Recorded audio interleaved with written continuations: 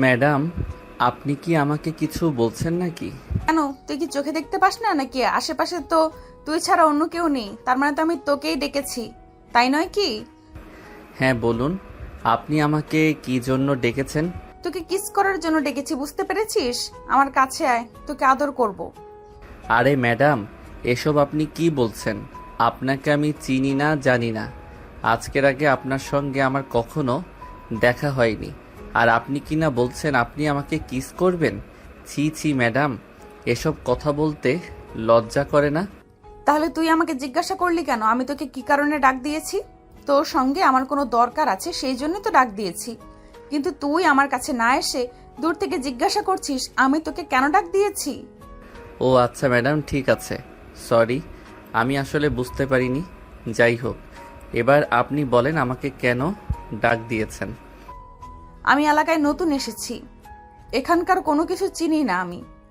আমার ছোট খালার বাড়িতে যাব, তুই কি আমাকে ওখান পর্যন্ত পৌঁছে দিতে পারবি? কার বাড়িতে যাবেন আপনি? আমি তুলসীপুর চৌধুরী বাড়িতে যাব। ও আচ্ছা, তাই নাকি? ওটা তো আমাদেরই বাড়ি। আপনি কার আত্মীয় হন? আমি আনাস চৌধুরীর বাড়িতে যাব, ওনার সঙ্গে আমার ছোট ফুফুর বিয়ে হয়েছে। আমি এই প্রথমবার ওনাদের বাড়িতে এসেছি। ও আচ্ছা, এটা তো ভালো কথা। তাহলে আপনি চলুন আমার সঙ্গে, উনি আমার ছোট চাচা হন। যাই হোক, আপনাকে তো ছোট চাচার বিয়েতে দেখলাম না। এই ছেলে, তুই তো খুব বেশি কথা বলিস। আমি তোকে শুধু একটা ঠিকানায় পৌঁছে দেওয়ার জন্য বললাম, আর তুই তো একদম কথার বাজার নিয়ে বসে গেছিস। এত কথা বলিস কেন বলতো? আরে, আপনি এরকম কেন? আমি তো আপনাকে সাধারণ কিছু প্রশ্ন করলাম, এর জন্য কি এভাবে রেগে যেতে হয় নাকি? আপনি কি মঙ্গল গ্রহ থেকে উড়ে এসেছেন নাকি এখানে? একদম বেশি কথা বলা আমি পছন্দ করি না। তোকে যেটা বলেছি সেটাই কর। পারলে আমাকে আমার বলা ঠিকানা অনুযায়ী পৌঁছে দে, তা না হলে আমার চোখের সামনে থেকে দূরে সরে পড়। আমি নিজে নিজে এই ঠিকানা খুঁজে নিতে পারবো। আচ্ছা ঠিক আছে, আপনি চলুন আমার সঙ্গে। আরেকটা কথা বলি, আপনাকে কিন্তু দেখে মনে হয় না যে আপনি আমার থেকে বয়সে বড় হবেন। তাই এভাবে আমাকে তুই তুকারি করাটা কি খুব ভালো হচ্ছে? তো কি করব? তোকে কোলে নিয়ে নাচবো নাকি? দেখ, আমি না একদম লুতুপুতু মার্কা ছেলেদের পছন্দ করি না। ঠিক আছে ম্যাডাম, আপনি চলুন আমার সঙ্গে। হাজার হোক, আপনি আমাদের বাড়ির কুটুম। এই বলে হৃদয় রিহাকে নিয়ে বাড়ির উদ্দেশ্যে রওনা দেয়। আসলে হৃদয় এতক্ষণ ধরে রাস্তার পাশে বন্ধুদের সঙ্গে ক্রিকেট খেলছিল, আর ক্রিকেট খেলা শেষ হতে বাইরের দিকে তার রিহার সঙ্গে দেখা হয়। আর তারপর যা হলো তা তো আপনারা দেখতেই পেলেন। তো ভিউয়ার্স, চলুন কথা না বাড়িয়ে মূল গল্পে ফিরে আসা যাক। হৃদয় রিহাকে নিয়ে বাড়ির গেটের সামনে পৌঁছাতেই তার ছোট চাচি দৌড়ে এলেন। রিহাকে দেখেই উনি জড়িয়ে ধরে বলতে লাগলেন, কি অবস্থা মামুনি, তুমি কেমন আছো? রাস্তায় কোনো সমস্যা হয়নি তো? না ফুফু, কোনো সমস্যা হয়নি, আমি ভালোভাবেই চলে এসেছি। আর তারপর তোমাদের এখানে এসে ঝামেলা হয়েছিল, আমি তোমাদের বাড়ি খুঁজে পাচ্ছিলাম না, আর তখনই এই ছেলেটাকে খুঁজে পাই, আর এই ছেলেটা আমাকে এ পর্যন্ত নিয়ে আসে। ও হৃদয় তোমাকে এই পর্যন্ত নিয়ে এসেছে, তাহলে তো ভালোই হয়েছে। যাই হোক, তুমি ভিতরে যাও, ফ্রেশ হয়ে নাও, আমি তোমার জন্য খাবার নিয়ে আসছি। এই বলে রিয়া রান্নাঘরে চলে গেল। আর এদিকে রিহা রুমে এসে ড্রেস চেঞ্জ করে ফ্রেশ হয়ে নিল, আর তারপর নাস্তা করে নিল। নাস্তা শেষ হলে রিহা কিছুক্ষণ রুমে শুয়ে বিশ্রাম নেয়, আর তারপর ছাদে চলে আসে। এইদিকে তো হৃদয় তার ছোট ভাই বোনদের নিয়ে ছাদে বসে খেলা করছিল। তখনই রিহা সেখানে আসে। হৃদয়কে এমন অবস্থায় দেখে রিহা বলতে থাকে, এই ছেলে, তোমার কি লজ্জা করে না? এইটুকু ছোট বাচ্চাদের সঙ্গে তুমি খেলা করছো। তখনই পাশ থেকে হৃদয়ের ছোট ভাই সুজয় বলে ওঠে, আরে এই মেয়েকে আপনি আর এখানে কেন এসেছেন? আরে ভাই, আস্তে কথা বলো। উনি ছোট কাকির বড় ভাইয়ের মেয়ে, উনি আমাদের আত্মীয় হন। ওনার সঙ্গে ভদ্রভাবে কথা বলো। দেখেই বোঝা যাচ্ছে এক একটা উগান্ডার বংশধর। বাড়ির মেহমানের সঙ্গে কিভাবে কথা বলতে হয় এগুলো কি এরা জানে না নাকি? ম্যাডাম, ওরা ছোট মানুষ, ছেড়ে দিন না প্লিজ। ওদের কথায় আপনি কিছু মনে করবেন না। আমি ওদের হয়ে আপনার কাছে ক্ষমা চেয়ে নিয়েছি। ওরা তো আসলে জানে না কে আপনি। যে বাড়ির বড় মানুষগুলোই এরকম, সে বাড়ির ছোট মানুষগুলো আর কেমন হবে সেগুলো কি আর আমার বুঝতে বাকি হবে নাকি? যাই হোক, তোমাকে একটা কথা বলার ছিল। আমি তো শহরে বড় হয়েছি, গ্রামের পরিবেশ আমার কখনোই সেভাবে দেখা হয়ে ওঠেনি। তাই ভাবছি কাল একটু তোমাদের গ্রামটা ঘুরে দেখব। তুমি কি আমাকে তোমাদের গ্রামটা ঘুরিয়ে দেখাতে পারবে? এই প্রথমবার রিহার মুখ থেকে হৃদয় তুমি ডাকটা শুনতে পেয়ে অনেকটাই নরম হয়ে গেল, আর তারপর বলতে লাগলো, হ্যাঁ অবশ্যই, আমি আপনাকে আমাদের গ্রামটা ঘুরিয়ে দেখাবো, আমার কোনো সমস্যা নেই। তাছাড়া এখন তো আমার পরীক্ষাও শেষ হয়ে গেছে, আপাতত হাতে কোনো কাজ নেই, বন্ধুদের নিয়ে ঘোরাঘুরি আর খেলাধুলা করেই সময় কাটাচ্ছি। এরপর রিহার কোনো কথা বলার সুযোগ না দিয়ে সেখান থেকে নিচে চলে গেল। আর এদিকে হৃদয় তার ছোট ভাই বোনদের নিয়ে আরো বেশ কিছুক্ষণ খেলাধুলা করলো, আর তারপর বাসার ভিতরে চলে আসে। সেদিন সন্ধ্যাবেলা সবাই চা নাস্তার আড্ডা দিচ্ছিল। তখনই হৃদয়কে তার আব্বু বলে, হৃদয়, আগামীকাল মনে হয় তোমার এক্সামের রেজাল্ট দিবে, তো তুমি কি চিন্তা ভাবনা করেছো কোথায় ভর্তি হবে? আমি তো এখনো সেরকম ভাবে কোনো কিছুই চিন্তা ভাবনা করিনি, তোমরা যেটা বলবে আমি সেটাই করব। তাছাড়া তোমরা তো জানোই আমি কখনো তোমাদের সিদ্ধান্তের বাইরে গিয়ে কোনো কিছুই করি না। এবারেও আমি তোমাদের উপর ছেড়ে দিলাম, তোমরা যেখানে আমাকে ভর্তি করাতে চাইবে আমি সেখানেই ভর্তি হব। ভাইজান, আমি বলছিলাম কি, এবার না হয় হৃদয়কে ঢাকাতে ভর্তি করান। হ্যাঁ, সেটা তো আমিও চাইছিলাম, কিন্তু কিভাবে সেটা সম্ভব হবে সেটাই করতে পারছি না। কারণ তুমি তো জানোই আমি আমার ছেলেকে কখনোই হোস্টেলে রেখে পড়াশোনা করাবো না। আমি আমার ছেলেকে আমার কাছে কিংবা আমার কোনো আত্মীয়ের কাছে রাখতে চাই, কিন্তু ঢাকাতে সেটা অসম্ভব। ভাইজান, আপনি অসম্ভব কেন বলছেন? ঢাকাতে তো আমার বাবার বাড়ি, আর আমার ভাইয়ের বিশাল বড় একটা বাড়ি সেখানে। তাছাড়া বাড়িতে মাত্র 3 জন সদস্য, আমার ভাইয়া, ভাবি আর তাদের একমাত্র মেয়ে। হৃদয় যদি সেখানে চলে যায় তাহলে তাদের কোনো সমস্যা হবে না। আর তাছাড়া আমি এ ব্যাপারে ভাইয়ের সঙ্গে কথাও বলেছি, ভাইয়া বলেছে হৃদয়কে পাঠিয়ে দিতে। এটা তুমি কি বলছো? তুমি আমার সঙ্গে কোনো কথা না বলে তোমার ভাইয়ের সঙ্গে সরাসরি কথা বলে ফেলছো। তুমি তো দেখছি সত্যি দায়িত্ববান। হ্যাঁ ভাইজান, হৃদয় কি শুধু আপনার একারই ছেলে? সে তো আমাদের বাড়ির ছেলে, তার প্রতি তো আমাদের সবার দায়িত্ব আছে। তাই আপনার সঙ্গে কথা না বলেই আমি আমার ভাইয়ের সঙ্গে কথা বলে ফেলেছি। এখন যদি আপনি তাকে ওখানে পড়াতে না পাঠান তাহলে তো সেটা আলাদা ব্যাপার। তুমি যখন কথা বলেই ফেলছো তখন তো আর কোনো ঝামেলা নেই। তাছাড়া তুমি তো আর আমার ছেলের খারাপ চাইবে না, তাহলে হৃদয়কে ঢাকাতেই ভর্তি করাবো। ঠিক আছে ভাইজান, কোনো সমস্যা নেই। তাহলে আমি ভাইয়াকে ফোন দিয়ে বলে দেব হৃদয় কনফার্ম সেখানে যাচ্ছে। এভাবেই কথা বলা শেষ হলে সবাই নিজেদের রুমে চলে যায়। রাতের খাওয়া দাওয়া শেষ হওয়ার পর সবাই নিজেদের রুমে ঘুমাতে যাবে। তখনই রিহার ফুপি রিহাকে বলে, রিহা, তোমার আঙ্কেল তো বাসায় আছেন, এখন তুমি আমার সঙ্গে ঘুমাতে পারবে না। তুমি একটা কাজ করো, হৃদয়ের পাশের রুমে গিয়ে ঘুমিয়ে পড়ো। ফুফু, তুমি তো জানোই আমি একা একা থাকতে খুব ভয় পাই, এখনো আম্মুকে সঙ্গে নিয়ে ঘুমাই। তাছাড়া এটা নতুন জায়গা, এখানে আমি একা একা ঘুমাতে পারবো না।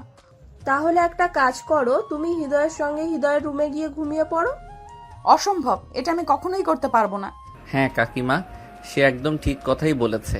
এই মেয়েকে নিয়ে আমি কেন আমার রুমে ঘুমাতে যাব? তুমি এক কাজ করো, তুমি নিশির রুমে ওকে পাঠিয়ে দাও। নিশি তো একাই ঘুমায়, নিশির সঙ্গে ঘুমালে নিশ্চয়ই কোনো সমস্যা হবে না। ও হ্যাঁ, এতক্ষণে একদম ঠিক কথাই বলেছো। আসলে আমি ভুলেই গিয়েছিলাম যে নিশি বাড়িতেই আছে। যাই হোক, কোনো সমস্যা নেই। রিহা, তুমি নিশির সঙ্গে গিয়ে ঘুমিয়ে পড়ো। ঠিক আছে ফুফু, কোনো সমস্যা নেই, আমার ঘুম পাচ্ছে, আমি তাহলে আসছি।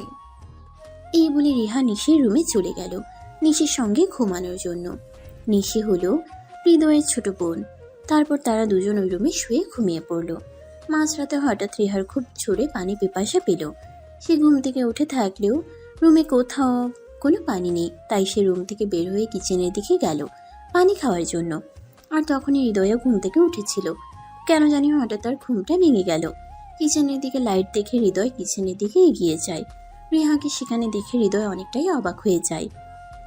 অবাক হয়ে গিয়ে জিজ্ঞেস করে, কি ব্যাপার ম্যাডাম, আপনার কি মাঝরাতে ক্ষুধা লাগার অভ্যাস আছে নাকি? থাকলে তোমার কি সমস্যা?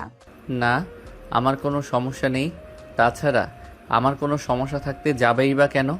আসলে আমাদের বাড়িতে তো কখনো কাউকে মাঝরাত্রে খাবার খেতে দেখিনি, এই প্রথম আপনাকে মাঝরাত্রে কিচেনে দেখলাম। তাই আমার মনে প্রশ্ন জাগলো আর কি। মনে প্রশ্ন আসলেই যে কাউকে প্রশ্ন করতে হবে এরকমটা তো কোনো হাদিসে লেখা নেই। তাই অযথা আমাকে বিরক্ত করা থেকে বিরত থাকলেই ভালো হতো। ম্যাডাম, আপনি এরকম কেন? কোনো কথা বললে এভাবে রেগে যান। আপনার কি রেগে যাওয়া ছাড়া আর কোনো কাজ নেই নাকি? আমি কি আপনাকে কোনো খারাপ কথা জিজ্ঞাসা করেছি নাকি? খারাপ না ভালো সেটা তো আমার দেখার ব্যাপার না। আমাকে কেউ কোনো প্রশ্ন করবে, আমি কি কোনো খারাপ কাজ করেছি নাকি যে আমি কাউকে কোনো কারণে প্রশ্ন করতে যাবে? আই অ্যাম সরি, আমার ভুল হয়েছে। প্লিজ আপনি আমাকে ক্ষমা করে দিন, কিন্তু এই প্রসঙ্গ নিয়ে আর কথা না বলি। এই কথা বলে হৃদয় কিচেন থেকে বের হয়ে নিজের রুমের দিকে অগ্রসর হচ্ছিল। তখনই পিছন থেকে রিহা বলতে লাগলো, আচ্ছা আমি না হয় কোনো একটা কারণেই এখানে এসেছি। আপনি আমাকে বলেন তো আপনি এখানে কেন এসেছেন? আপনারও তো এখন ঘুমানোর কথা। তাছাড়া আপনার বেডরুম থেকে কিচেন রুম অনেকটাই দূরত্বে। তাহলে আপনি এখানে কেন এসেছেন? আমাকে ফলো করতে নাকি? দেখুন ম্যাডাম, আপনাকে ফলো করার কোনো ইচ্ছে আমার নেই। আমার হঠাৎ করেই ঘুমটা ভেঙে গেল। অনেক চেষ্টার পরও ঘুম আসছিল না, তাই ভাবলাম বেলকনিতে কতক্ষণ হাঁটাহাঁটি করব। আর তখনই রুম থেকে বের হতেই আপনাকে দেখতে পেলাম। মিথ্যে কথা কেন বলছেন? আমি তো খুব ভালো করেই জানি আপনি আমাকে ফলো করতে করতে এখানে চলে এসেছেন। তাহলে মিথ্যা বলার কি দরকার? প্লিজ বিলিভ মি, আমি আপনাকে ফলো করতে করতে এখানে আসিনি। আমার ঘুমটা ভেঙে গেল, রুম থেকে বের হলাম আর কিচেনে লাইট দেখে এখানে চলে আসলাম। আপনি যদি আমার কথা বিশ্বাস না করেন তাহলে তো আর আমি আপনাকে জোর করে আমার কথা বিশ্বাস করাতে পারবো না। এরপর রিহাকে আর কোনো কথা বলার সুযোগ না দিয়ে হৃদয় সেখান থেকে চলে আসে নিজের রুমে। তারপর বিছানায় শুয়ে ঘুমানোর চেষ্টা করতে থাকে। এদিকে রিহা পানি খেয়ে তারপর রুমে গিয়ে ঘুমিয়ে পড়ে। পরের দিন সকালবেলা সবাই একসঙ্গে নাস্তা করে। নাস্তা শেষ হলে রিহা তার ফুফুর রুমে গিয়ে ফুফুর সঙ্গে গল্প করতে থাকে। আম্মামণি, তোমার পড়াশোনার কি খবর? বাড়িতে এসেছো পর থেকে তো ব্যস্ততার কারণে তোমার সঙ্গে কথাই বলতে পারছি না। এই তো চলছে। আমি তো আমার সবটা দিয়ে পরীক্ষায় ভালো রেজাল্ট করার জন্য চেষ্টা করছি, কিন্তু তারপর কি হবে সেটা তো আর আমি জানি না। দেখো মামনি, তোমাকে কিন্তু অবশ্যই ভালো রেজাল্ট করতে হবে। তুমি আমাদের সকলের নয়নের মণি। আমরা সবাই তোমাকে নিয়ে অনেক আশা আকাঙ্ক্ষা করি। তুমি যদি পরীক্ষায় ভালো রেজাল্ট করতে নাই পারো তাহলে কিন্তু আমাদের সবার খুব খারাপ লাগবে। ফুফু, আমি তোমাদের এখানে বেড়াতে এসেছি, প্লিজ আমাকে এইসব কথা বলো না। আমার এগুলো ভালো লাগে না। আমি এখানে একটু ভালো সময় কাটাতে চাই। হ্যাঁ, সেটা তো অবশ্যই। আচ্ছা ঠিক আছে, কোনো সমস্যা নেই। হৃদয়ের কাজ একদম শেষ হয়ে গেছে। আমি ওকে বলবো তোমাকে আমাদের গ্রামটা ঘুরিয়ে দেখাতে। ঠিক আছে, কোনো সমস্যা নেই। তুমি তো জানোই গ্রাম আমার অনেক পছন্দের। যদিও আব্বুর চাকরির কারণে কখনোই আমাদের গ্রামে থাকা হয় না। এখন আমার গ্রামে বিয়ে হয়েছে, এখন তুমি চাইলেই যে কোনো সময় গ্রামে চলে আসতে পারো আর এখানে সময় কাটাতে পারো। আচ্ছা ঠিক আছে, এখন তুমি তাহলে তোমার ওই ভাসুরের ছেলেকে বলো আমাকে নিয়ে ঘুরে আসতে। রিহার এই কথা শুনে রিয়া তখন হৃদয়কে ডাকতে চায়। রিয়া হৃদয়ের রুমে গিয়ে দেখে হৃদয় তখনও ঘুমাচ্ছে। তাই রিয়া হৃদয়কে ঘুম থেকে তুলে। কি হলো, তুমি এখনো ঘুম থেকে উঠছো না কেন? সকাল 11টা বেজে গেছে, এবার তো বাবা ঘুম থেকে ওঠো। কাকিমা, আমায় ডাকছো কেন? আমায় আর একটু ঘুমাতে দাও। আমার কোনো কাজ নেই। তাছাড়া আমি তো একটু ঘুম পাগলা টাইপের, সেটা তো তুমি জানোই। হ্যাঁ রে বাবা, ওই সব কিছু আমি জানি, কিন্তু এখন তোমাকে ঘুম থেকে উঠতে হবে। কারণ তুমি তো জানোই রিহা আমাদের এখানে বেড়াতে এসেছে আর ও গ্রাম খুব পছন্দ করে, তাই গ্রাম ঘুরে দেখতে চাইছে। এখন তো বাড়িতে তুমি ছাড়া অন্য কেউ নেই ওকে নিয়ে ঘুরে বেড়ানোর জন্য। আচ্ছা ঠিক আছে, কোনো সমস্যা নেই, তুমি যাও। আমি 20 মিনিটের মধ্যে রেডি হয়ে আসছি। তবে হ্যাঁ, একটা কথা তোমায় বলে রাখি, তোমার ভাতিজি কিন্তু প্রচণ্ড বদমেজাজি, খুব খারাপ আচরণ করে মানুষের সঙ্গে।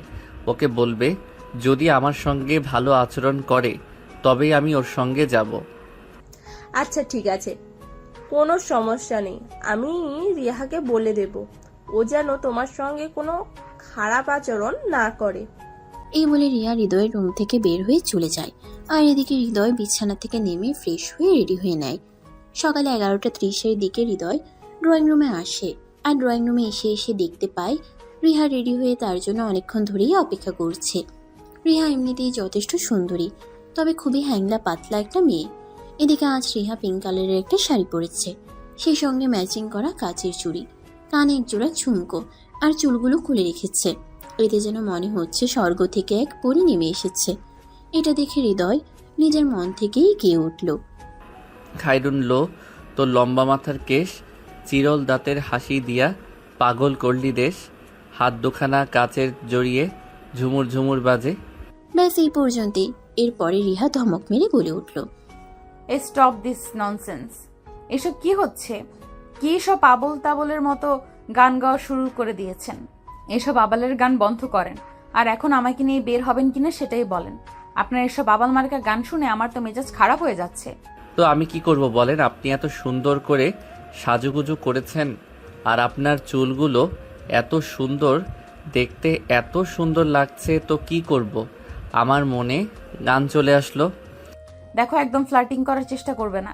আমি খুব ভালো করেই জানি আমি দেখতে কেমন, তাই আমাকে পাম দেওয়ার কোনো প্রয়োজন নেই।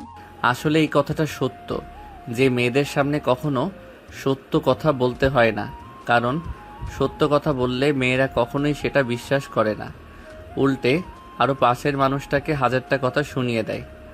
হয়েছে হয়েছে, আপনাকে আর সত্য কথা বলতে হবে না। আপনাকে এত সত্য কথা বলার জন্য কে বলেছে বলেন?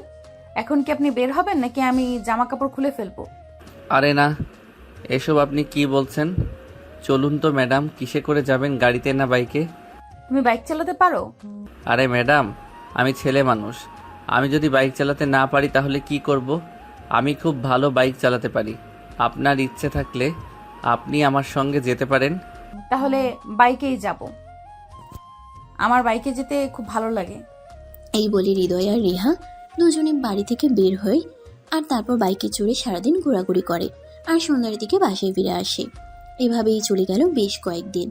হৃদয়ের পরীক্ষার রেজাল্ট বের হয়েছে। হৃদয় ফার্স্ট ক্লাস পেয়ে পাশ করেছে। সে খুশিতে সারা বাড়িতে আনন্দ উল্লাস চলছে। তখনই রিহা শহরে চলে আসার সময় হয়ে গেল। ফুফু, আমাকে তো এবার ঢাকায় ফিরে যেতে হবে। অনেক দিন তোমাদের এখানে ঘুরোঘুরি করেছি, আর এখানে থাকলে চলবে না। আমারও তো রেজাল্ট বের হয়েছে, আমাকেও ভার্সিটিতে ভর্তি হতে হবে। হ্যাঁ, তোমার আব্বুর সঙ্গে আমার গতকালকেই কথা হয়েছিল। ওনার সঙ্গে আমি বলেছি তুমি হৃদয়কে নিয়ে ঢাকায় যাবে। হৃদয় কেন যাবে? আমি তো একাই চলে যেতে পারবো, আমার সঙ্গে কারোর যেতে হবে না। তুমি একা চলে যেতে পারবে সেটা আমিও খুব ভালো করেই জানি, কিন্তু হৃদয় তোমার সঙ্গে যাচ্ছে না। সে এখন থেকে তোমাদের ওখানেই থাকবে আর ওখানে থেকেই পড়াশোনা করবে। তোমার আব্বুর সঙ্গে আমার এই ব্যাপারে কথা হয়েছে। এসব তুমি কি বলছো? ওই ফাজিল মার্কা ছেলেকে আমি কখনোই আমাদের বাসায় থাকতে দিতে পারবো না। রিহা, তুমি ভুলে যেও না, ওই বাড়িটা যেমন তোমার বাবার, তেমনি ওই বাড়িতে আমারও অধিকার আছে। তাই আমি চাইলেই আমার ভাগটা যে কাউকেই দিতে পারি, কিন্তু আমি তো সেরকমটা করব না। শুধু হৃদয়কে সেখানে রেখে পড়াশোনা করাতে চাইছি। তাহলে তো এতে তোমার অসম্মতি কোনো কেন? তাছাড়া তোমার বাবা নিজেই তো সম্মতি দিয়েছেন, তাহলে তুমি কেন অসম্মতি জানাচ্ছ? এই ছেলেটাকে আমার পছন্দ নয় তাই। দেখো, তোমার পছন্দ অপছন্দের উপর তো আর আমরা সবকিছু ছেড়ে দিতে পারি না। আমরা তোমার গার্ডিয়ান, আর তোমাদের ব্যাপারে সিদ্ধান্ত নেওয়ার যথেষ্ট অধিকার আমাদের রয়েছে। তুমি এখনো অনেক ছোট, আর এখন তোমার আবেগ দিয়ে সবকিছু চিন্তা করার সময়। তাই আবেগ দিয়ে সবকিছু চিন্তা করলেই হয় না, বিবেক দিয়েও সবকিছু চিন্তা করলে ভাবতে হয়, যেটা বয়স এখনো তোমার হয়ে ওঠেনি। যখন হবে তখন তুমি বুঝতে পারবে। এই বলে রিহাকে আর কোনো কথা বলার সুযোগ না দিয়ে তার ফুফু সেখান থেকে সোজা হৃদয়ের রুমে চলে গেল আর হৃদয়কে বলতে লাগলো, হৃদয়, তুমি তোমার লাগেজপত্র গুছিয়ে নাও। কাল সকালেই তুমি আর রিহা ঢাকার উদ্দেশ্যে রওনা দেবে। আমি আমার ভাইয়ের সঙ্গে কথা বলে রেখেছি, তুমি ওখানে গেলেই রিহা আর তোমাকে একই ভার্সিটিতে ভর্তি করানো হবে। ঠিক আছে কাকিমা, কোনো সমস্যা নেই, তোমরা যেটা ভালো মনে করো আমি সেটাই করব। এই বলে হৃদয় নিজের সমস্ত জিনিসপত্র গুছিয়ে নেয় আর পরের দিন সকালবেলা বাড়ির সবার কাছ থেকে বিদায় নিয়ে ঢাকার উদ্দেশ্যে রওনা দেয়। এই বলে হৃদয় নিজের সমস্ত জিনিসপত্র গুছিয়ে নেয় আর পরের দিন সকালবেলা বাড়ির সবার কাছ থেকে বিদায় নিয়ে ঢাকার উদ্দেশ্যে রওনা দেয়। সেখানে এসে পৌঁছাতে পৌঁছাতে প্রায় বিকেল হয়ে আসলো। বাড়ির সামনে এসে কলিং বেলের চাপ দিতেই রিহার আম্মু দরজা খুলে দেয়। রিহা বাড়ির ভিতরে প্রবেশ করে কাউকে কোনো কিছু না বলেই নিজের রুমে চলে যায়। অপরদিকে হৃদয় রিহার আম্মুকে সালাম দেয় আর কুশল বিনিময় করে। আসসালামু আলাইকুম আন্টি, কি অবস্থা? কেমন আছেন আপনি? ওয়ালাইকুম আসসালাম বাবা। এই তো আলহামদুলিল্লাহ, আল্লাহর রহমতে ভালো আছি। তুমি ভেতরে আসো, ফ্রেশ হয়ে খাওয়া দাওয়া করে বিশ্রাম নাও, তারপর তোমার সঙ্গে কত কথা বলা যাবে। ঠিক আছে আন্টি, আপনাকে অসংখ্য ধন্যবাদ। অতঃপর রিহার আম্মু হৃদয়কে নিয়ে বাড়ির ভিতরে চলে গেল আর হৃদয়কে একটা রুম দেখিয়ে দিল। হৃদয় সেখানে গিয়ে নিজের লাগেজ আর প্রয়োজনীয় জিনিসপত্র রেখে ওয়াশরুমে চলে গেল ফ্রেশ হওয়ার জন্য। ফ্রেশ হয়ে এসে দেখে তার বাড়ি থেকে ফোন এসেছে। আসসালামু আলাইকুম আব্বু, বলো কি বলবে? ওয়ালাইকুম আসসালাম বাবা।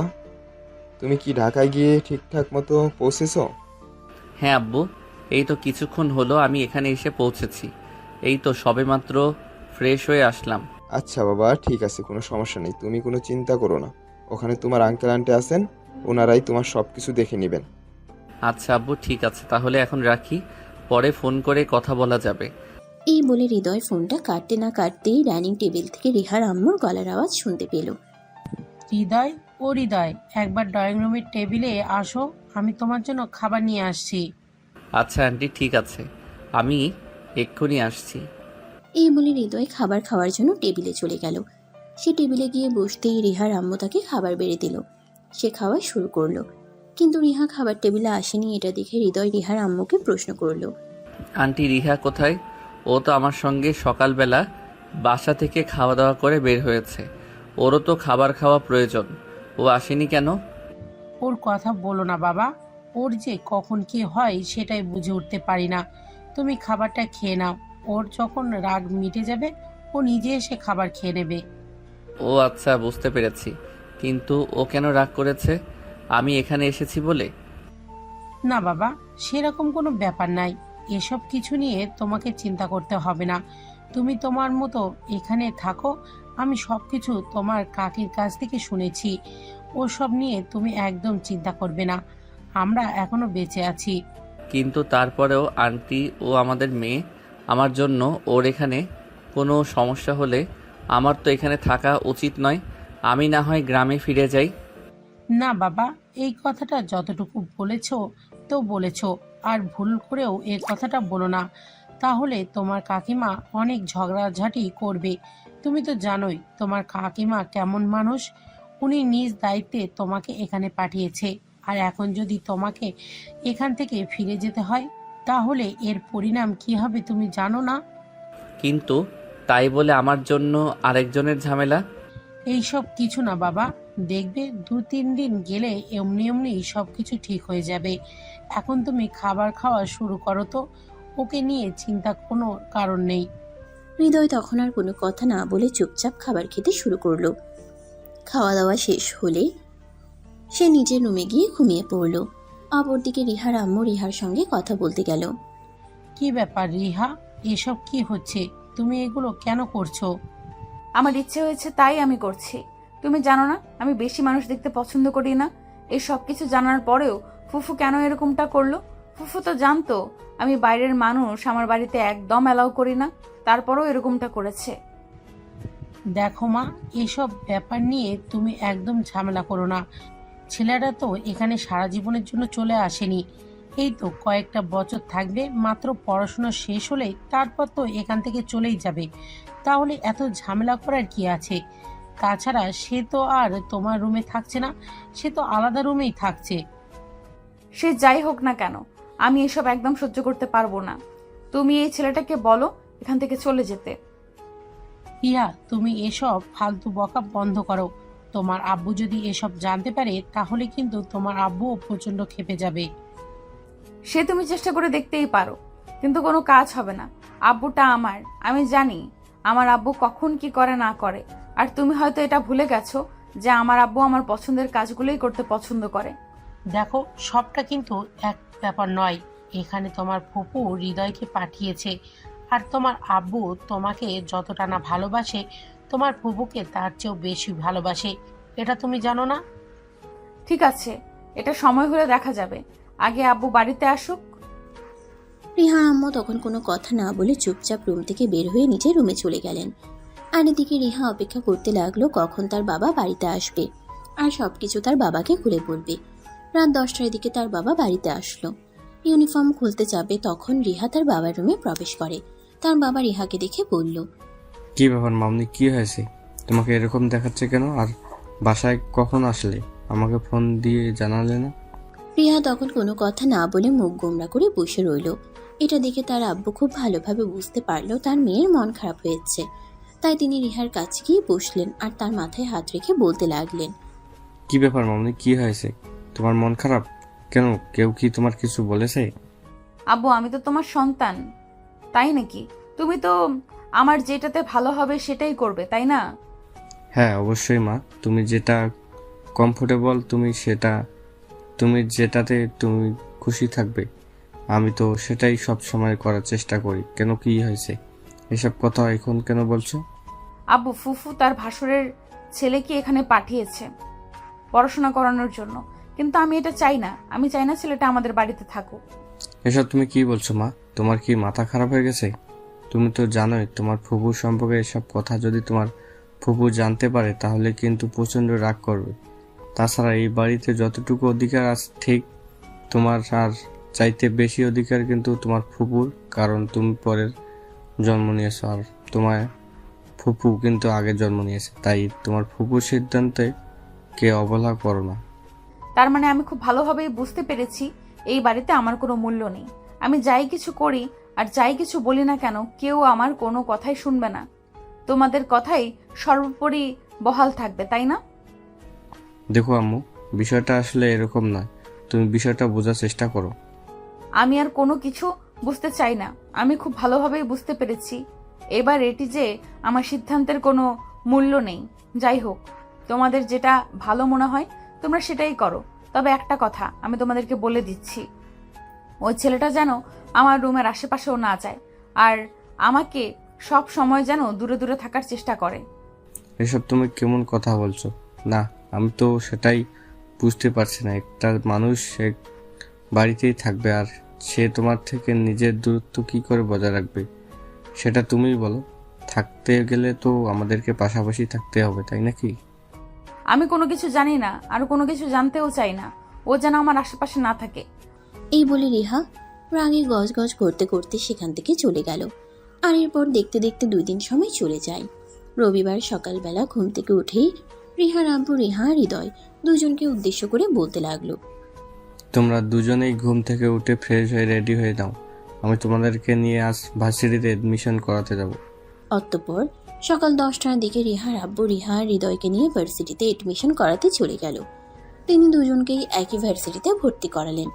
এটা দেখে রিহা তার আব্বুকে বলতে লাগলো, আবার হৃদয়কে তুমি আমাদের ভার্সিটিতে কেন ভর্তি করিয়েছো? কারণ এটা শহর, এখানে চলাফেরা করতে গেলে একটা মেয়ের কাটে। আর হৃদয় যদি এখানে পড়াশোনা করে তাহলে সে তোমাকে তার পড়ার পাশাপাশি যথেষ্ট গার্ডও দিতে পারবে। তাই আমি বুঝতে পেরেছি তোমাদের সবারই মাথা একদম খারাপ হয়ে গেছে। আমি আমার নিজের গার্ড নিজেই দিতে পারবো। ওকে আমাকে গার্ড দেওয়ার কোনো প্রয়োজন নেই। তুমি ওকে এখান থেকে নিয়ে যাও। আমি ওকে এখানে দেখতে চাই না। তোমার কথা মতো সবকিছু হবে না। তোমাকে যেটা বলেছি তোমাকে সেটাই মেনে নিতে হবে, অন্যথায় তোমার ভার্সিটিতে পড়াশোনা করাই হবে না। আমি সারাদিন আমার ডিউটি নিয়ে ব্যস্ত থাকি। অপরদিকে তোমার আম্মু ও তোমাকে যথেষ্ট সময় দিতে পারে না। তাই তুমি যদি আমার প্রস্তাব মেনে নাও তাহলে তোমার পড়াশোনাই বন্ধ করে দিতে হবে। আমি বুঝতে পারছি না কি হচ্ছে এসব আমার সঙ্গে।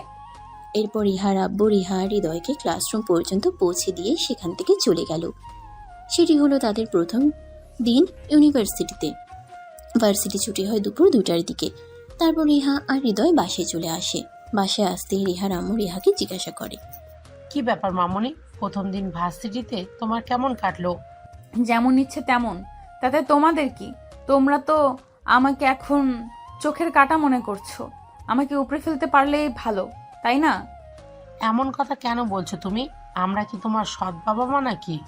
এখন তো আমার এটাই মনে হচ্ছে তোমরা মনে হয় আমার সৎ বাবা মা, তাই তো আমার সঙ্গে এরকম আচরণ করছো। তোমরা আমার নিজের বাবা মা হতে তাহলে তো আমার সঙ্গে এরকম আচরণ করতে পারতে না, তাহলে তো অন্তত একবার তোমরা আমার ইচ্ছা অনিচ্ছার কথা জানতে চাইতে, আমার ইচ্ছা অনিচ্ছাগুলোকে গুরুত্ব দিতে। বুঝতে পেরেছি তোমার অভিমানের কারণটা কি। তুমি রুমে যাও। আচ্ছা হৃদয়, এবার তুমি বলো তো তোমাদের আজকের দিনটা কেমন কাটলো? এই তো আন্টি, আলহামদুলিল্লাহ ভালো। আচ্ছা ঠিক আছে, তোমার সঙ্গে এই ব্যাপারে পরে কথা বলবো। এখন তুমি একটা কাজ করো, তাড়াতাড়ি ফ্রেশ হয়ে আসো, দুপুরের খাবার খাবে। আমি সবার জন্য অনেকক্ষণ ধরে দুপুরের খাবার বানিয়ে অপেক্ষা করছি, তাড়াতাড়ি চলে আসবে কিন্তু। আচ্ছা আন্টি ঠিক আছে। তবে আন্টি একটা কথা বলার ছিল, রিহা মনে হয় আমার এখানে থাকাটা একদম সহ্য করতে পারছে না। এসব কোনো ব্যাপার না বাবা, তুমি এসব নিয়ে একদম মাথা ঘামিও না, দেখবে সময়ের সাথে সাথে সব কিছু ঠিক হয়ে যাবে। আসলে আমার মেয়েটা ছোটবেলা থেকেই একা একা থেকে অভ্যস্ত, তো এই জন্য বেশি মানুষ পছন্দ করে না। তবে কোনো ব্যাপার না, দেখবে সব কিছুই সময়ের সাথে সাথে ঠিক হয়ে যাবে। হৃদয় তখন কোনো কথা না বলে চুপচাপ রুমে চলে গেল। আর তারপর ফ্রেশ হয়ে দুপুরের খাবার খেয়ে নিজের রুমে গিয়ে ঘুমিয়ে পড়ল। সন্ধ্যাবেলা হৃদয় রুম থেকে বের হয়ে ছাদে এসে সিগারেট খাচ্ছে। তখনই রিহা সেখানে এসে উপস্থিত হয়। সিগারেটের গন্ধ নাকে এসে লাগতেই রিহা চারপাশে খুঁজতে লাগলো কে সিগারেট খাচ্ছে। তখনই হৃদয়কে দেখতে পারল। সিগারেটের গন্ধ নাকে এসে লাগতেই রিহা চারপাশে খুঁজতে লাগলো কে সিগারেট খাচ্ছে। তখনই হৃদয়কে দেখতে পেল আর চিৎকার দিয়ে বলতে লাগলো, তোমার কত বড় সাহস, তুমি আমার বাসায় দাঁড়িয়ে সিগারেট খাচ্ছ? সরি, আসলে বাইরে আমার তেমন চেনা জানা নেই তো, আর সিগারেট খাওয়া আমার অনেক দিনের অভ্যাস। সিগারেট না খেয়ে আমি থাকতে পারি না। তোমাকে দেখে আমার মনে কেমন যেন একটা সন্দেহ হয়েছিল, আর এখন সেটা বুঝতে পারছি। আসলে তুমি কি শুধু সিগারেট খাও নাকি এর ভেতরে অন্য কিছুও চলে? আরে না, এসব তুমি কি বলছো? অন্য কিছু কেন চলতে যাবে? আমি তো শুধু সিগারেটই খাই। আসলে বন্ধুদের সঙ্গে থাকতে থাকতে কখন যে এটা অভ্যাস হয়ে গেছে এটাই বুঝতে পারিনি। এখন ভাবছি এটা ছেড়ে দেব। আমি খুব ভালোভাবেই বুঝতে পারছি তুমি এগুলো আমাকে শোনানোর জন্য বলছো, কিন্তু বিশ্বাস করো এগুলো আমাকে বলে কোনো লাভ নেই, কারণ আমি আজকেই আব্বুর কাছে বলে দিব তুমি সিগারেট খাও। এই না না, একদম তুমি এরকমটা করো না। তুমি যা বলবে আমি তাই করব, কিন্তু দয়া করে আঙ্কেলের সঙ্গে এই ব্যাপারে কিছু বলো না। তাহলে আজকের পর থেকে টোটালি সিগারেট খাওয়া ছেড়ে দিতে হবে। তুমি বাসার বাইরে কোথাও সিগারেট খেতে পারবে না।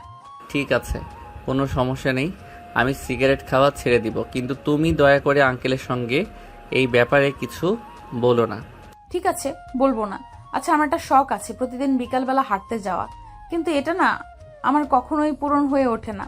তুমি যদি প্রতিদিন বিকালবেলা আমাকে হাঁটতে নিয়ে যাও তাহলে আমি এটা ভুলে যাব। কিন্তু তুমি তো আমাকে সহ্য করতে পারো না, এমনকি আমাকে এই বাড়ি থেকে বের করে দেওয়ার চিন্তা ভাবনা করছো। তাহলে হঠাৎ এরকম কথা কেন বলছো? কারণ আমি চাইলেই এই বাড়ি থেকে তোমাকে বের করে দিতে পারবো না।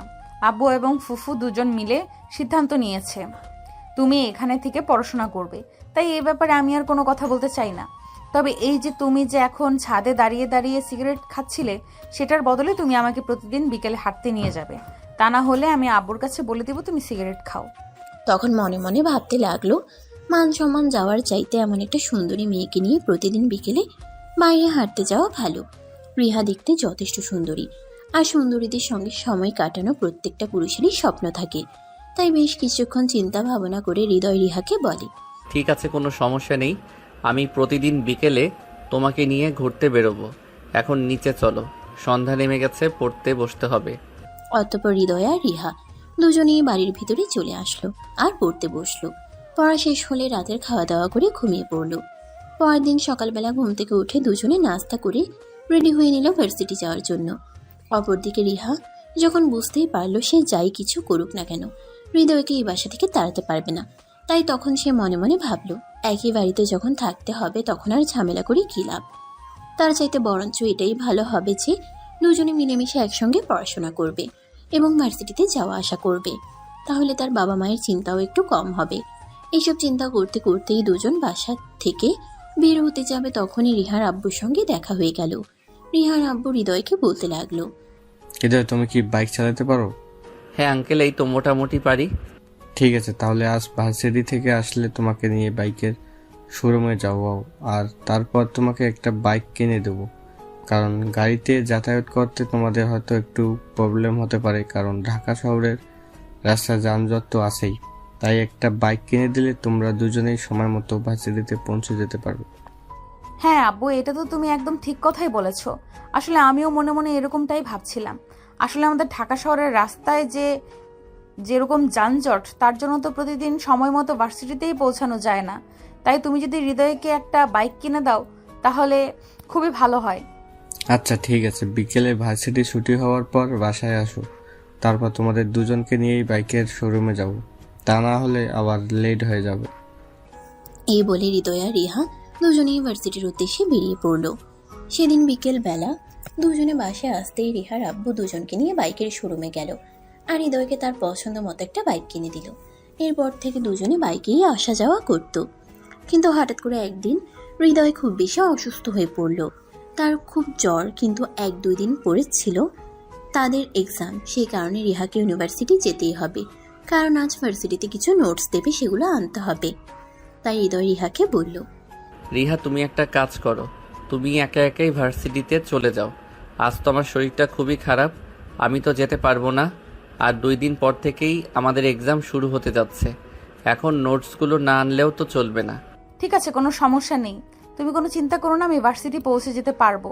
আমি আম্মুকে বলে যাব তোমাকে ওষুধগুলো খাইয়ে দিতে। তুমি ওষুধ খেয়ে তারপর বিশ্রাম নাও। এই বলে রিহা বাসা থেকে বেরিয়ে পড়ল। তারপর ভার্সিটি ছুটি হলেও রিহা ক্যাম্পাস থেকে বের হতে যাবে, তখনই কয়েকটা ছেলে পেলে এসে তার সামনে দাঁড়ালো আর বলতে লাগলো, এই সুন্দরী দাঁড়াও, তোমার সঙ্গে অনেকদিন ধরে কথা বলবো ভাবছি, কিন্তু ওই শকুনের বাচ্চাটার জন্য তো পারছি না। এই বলে রাজ আর তার বন্ধুরা মিলে রিহার পথ আগলে দাঁড়ালো। রিহা তখন তাদেরকে বলতে লাগলো, এইসব কি করছেন আপনারা? প্লিজ আমার পথ থেকে সরে দাঁড়ান, আমাকে বাসায় যেতে হবে। আরে সুন্দরী, এত বাসার যাওয়ার জন্য তারা কিসের? আজ ওই শকুনের বাচ্চাটা আসেনি তাই। যাই হোক সুন্দরী, চলো, তোমাকে না আমার পছন্দ হয়েছে, তোমাকে নিয়ে একটু লং ড্রাইভ করে আসি। আরে আপনি আমার পথ থেকে সরে দাঁড়ান, বললাম তো আমাকে বাসায় যেতে হবে। আরে বললাম তো তোমাকে আমি তোমার বাসা পর্যন্ত পৌঁছে দিব, তাই এত তাড়াহুড়ো করো না, চলো আমার সঙ্গে একটু ঘুরে আসি, তারপর আমি নিজ দায়িত্বে তোমাকে বাসায় পৌঁছে দিব। এই বলে রাজ আর তার বন্ধুরা মিলে রিহাকে জোর করে তাদের গাড়িতে ওঠানোর চেষ্টা করছিল। তখনই রিহা চিৎকার করতে লাগলো, আর এসব কি করছেন আপনারা? আমাকে জোর করে আপনাদের গাড়িতে তুলছেন কেন? প্লিজ ছেড়ে দিন আমাকে। কে কোথায় আছো? বাঁচাও আমাকে, প্লিজ হেল্প মি। কে কোথায় আছো? আমাকে বাঁচাও। রিহার এরকম চিৎকার শুনে ভার্সিটির প্রিন্সিপাল সেখানে চলে আসলেন আর প্রিন্সিপাল সবাইকে উদ্দেশ্য করে বলতে লাগলেন, আরে এসব কি করছো তোমরা? তোমরা জানো এই মেয়েটা কে? কার সঙ্গে তোমরা পাঙ্গা নিতে চলছো? আরে প্রিন্সিপাল সাহেব, আপনি কেন এখানে ঝামেলা করতে এসেছেন? এখান থেকে মানে কেটে পড়ুন, আমাদের সঙ্গে ঝামেলা করতে আসবেন না। আপনি তো আমাদের সম্পর্কে খুব ভালো করেই জানেন, তাই আশা করি আপনাকে ওভাবে বলার কিছুই নেই। এই বলে রাজ আর তার বন্ধুরা মিলে রিহাকে জোর করে গাড়িতে তুলে নিল আর তারপর সেখান থেকে চলে গেল। এদিকে ভার্সিটির প্রিন্সিপাল কোনো উপায়ান্তর না পেয়ে সঙ্গে সঙ্গে রিহার আব্বুর নম্বরে ফোন করলো। আসসালামু আলাইকুম প্রিন্সিপাল সাহেব, কি ব্যাপার আজ হঠাৎ আপনি আমাকে ফোন করলেন? মিস্টার অজয়, একটা খুব বড় সমস্যা হয়ে গেছে। আপনার মেয়ে আজ একা একাই ভার্সিটি এসেছিল, আর আমাদের ভার্সিটির সিনিয়র ডিপার্টমেন্টের কিছু ছেলে রিহাকে তুলে নিয়ে গেছে। আপনি প্লিজ কিছু একটা করুন। আরে প্রিন্সিপাল স্যার, আপনি এসব কি বলছেন? আমার মেয়েকে তুলে নিয়ে গেছে? এত বড় বুকের পাটা। ঠিক আছে, আপনি কোনো চিন্তা করবেন না, ওদেরকে তো আমি দেখে নেব। ওকে এটা বলুন যে ওরা কোন দিকে গেছে। ওরা তো ভার্সিটি থেকে গাড়ি বের করে আশুলিয়ার দিকে গেছে মনে হয়। আপনি প্লিজ একটু তাড়াতাড়ি করুন, দেরি হলে আপনার মেয়ের সঙ্গে খারাপ কিছু না হয়ে যায়। আপনি কোনো চিন্তা করবেন না, আমার মেয়ের গায়ে একটা ফুলের আঁচড়ও লাগতে দেব না। তবে একটা কথা মনে রাখবেন, ওদেরকে তো আমি দেখে নেব। ওদের কত বড় সাহস আমার মেয়ের সঙ্গে এরকম আচরণ করার, সাহস কোথা থেকে পায়? এই বলে রিহার আব্বু ফোনটা সঙ্গে সঙ্গেই কেটে নিল আর তারপর থানা থেকে পুলিশ ফোর্স নিয়ে সঙ্গে সঙ্গেই বেরিয়ে পড়ল। আসলে রিহার আব্বু একজন পুলিশ অফিসার, এটা রিহা সবসময় গোপন রেখে গেছে। আসলে সে তার বাবার পরিচয়ে কারো সঙ্গে পরিচিত হতে চাইতো না, তাই। অপরদিকে রাজ আর তার বন্ধুরা মিলে রিহাকে নিয়ে আশুলিয়ার দিকে যাচ্ছে আর এদিকে রিহা গাড়ির ভেতরে চিৎকার করে চলেছে, প্লিজ হেল্প মি। কে কোথায় আছো? আমাকে বাঁচাও। আরে সুন্দরী, চিৎকার করে কোনো লাভ হবে না। আমি যখন তোমাকে নিয়ে এসেছি তখন আর কেউ তোমাকে বাঁচাতে আসবে না, বুঝতে পেরেছো? আজ তুমি আমার বলির পাঠা হবে, বুঝতে পেরেছো? তাই চিৎকার চেঁচামেচি করে কোনো লাভ নেই, চুপচাপ গাড়িতে বসে থাকো। এই বলে রাজ আর তার বন্ধুরা মিলে হু হু করে হাসতে লাগলো। ঠিক তখনই তাদের গাড়ির সামনে একটা পুলিশের গাড়ি এসে দাঁড়ালো রাজ তখনই আটকে উঠলো আর বলতে লাগলো, এই তোরা গাড়ি থেকে নেমে দেখ তো, এরা আমাদের গাড়ি আটকেছে কেন?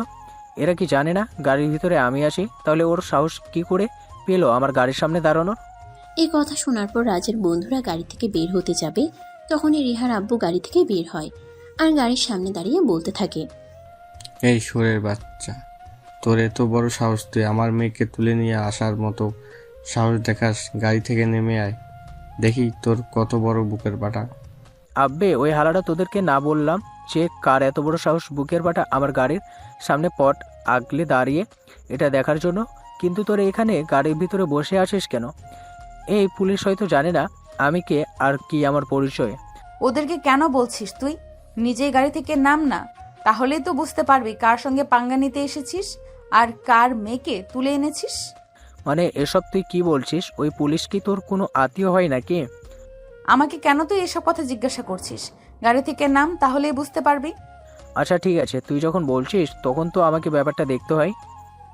এই বলে রাজ গাড়ি থেকে নামতেই রিহার আব্বু সঙ্গে সঙ্গেই তাকে উত্তম মধ্যম দিতে লাগলো।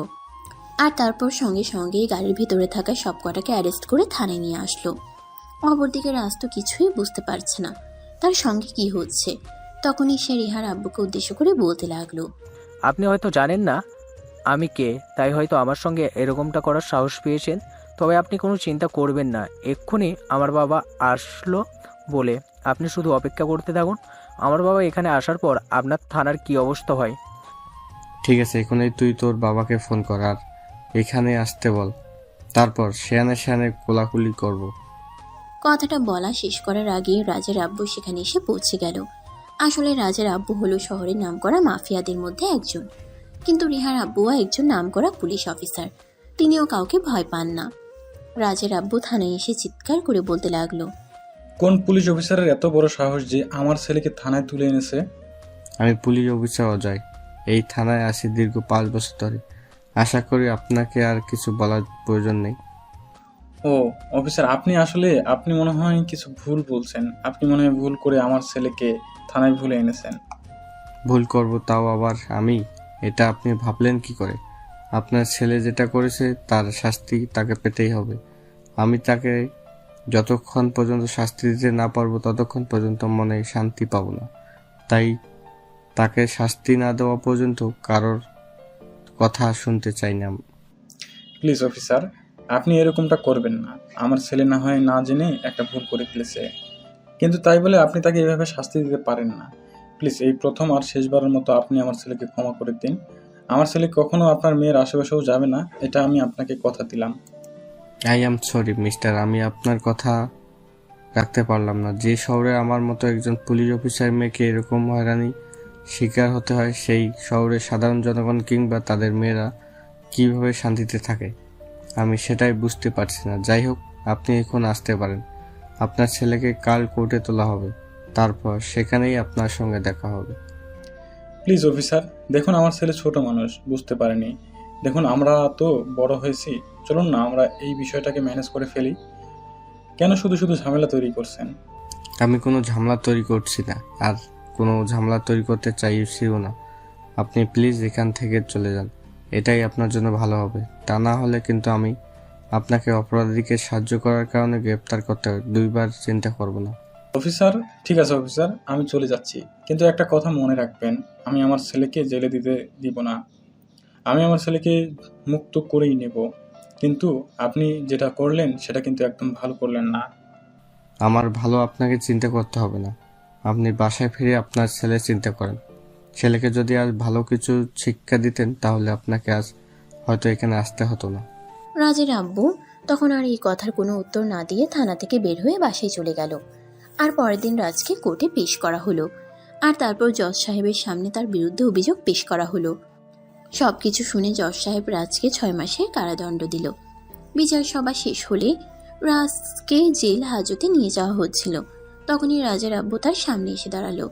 রাজ তখন তার আব্বুকে জড়িয়ে ধরে কাঁদতে কাঁদতে বলল, আব্বু, এটা তুমি কি করলে? তুমি আমাকে বাঁচাতে পারলে না? আমাকে এখন জেল হাজতে যেতে হবে, জেলের ঘানি টানতে হবে।